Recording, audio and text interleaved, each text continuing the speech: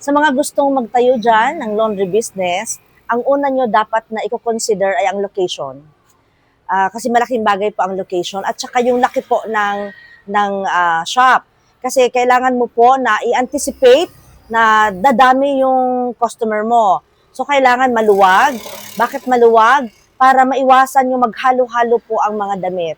Importante po yun. Katulad po dito sa amin, every load ng labahan ay meron siyang sariling mesa para kung saan po doon magtupi.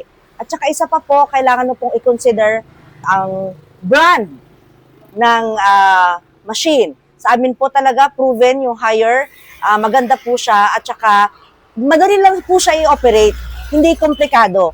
Kaya yun po ang mga simpleng tips ko sa gusto pong magtayo ng laundry business.